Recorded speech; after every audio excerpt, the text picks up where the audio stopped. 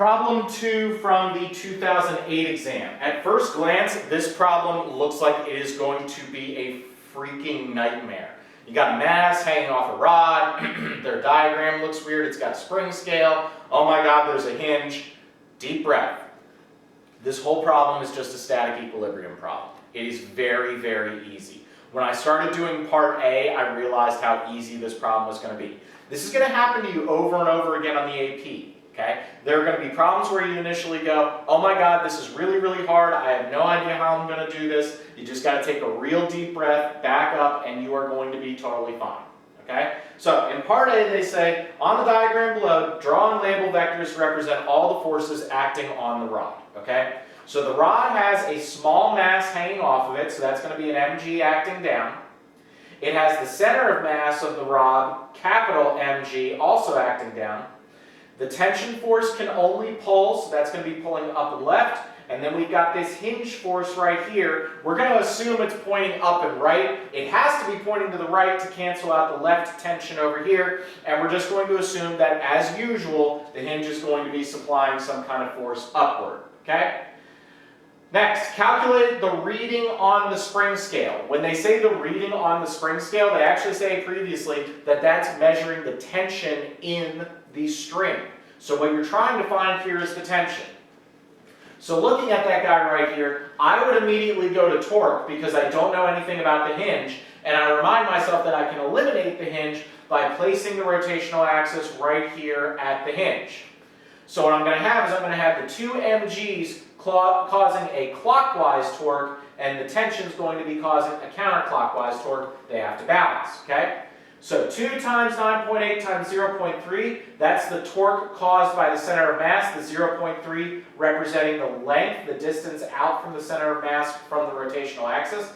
Then 0.5 times 9.8 times 0.6, that's going to be this full length right here, that mg acting down. That's equal to the tension acting at a distance of 0.6, and we need the y component of the tension, so we need the sine of 30.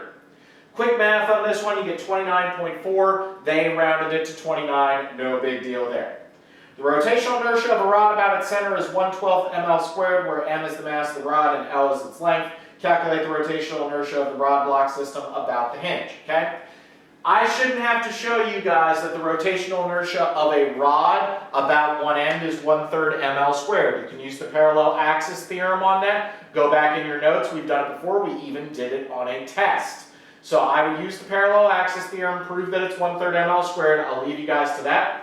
This mass that's hanging off the end has a rotational inertia of mr squared. That would be its mass, 0.5 kilograms, multiplied by 0.6, the quantity squared. That's its distance out from the hinge. We add those two rotational inertias together, we get 0.42 kilogram meters squared. If the cord that supports the rod is cut near the end of the rod, calculate the initial angular acceleration of the rod block about the hinge.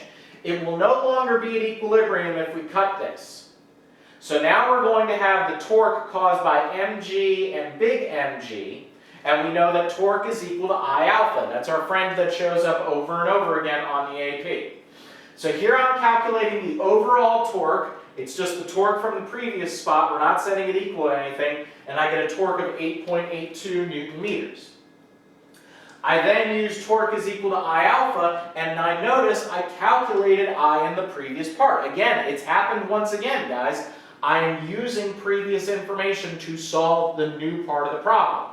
So 8.82 is equal to 0.42 times alpha, solve for alpha, and we get 21 radians per second squared. So you got to get over that initial intimidation factor when you first look at the problem and go, holy crap, this looks really, really hard. It's not actually that hard. Just take a deep breath and follow what they ask you to do.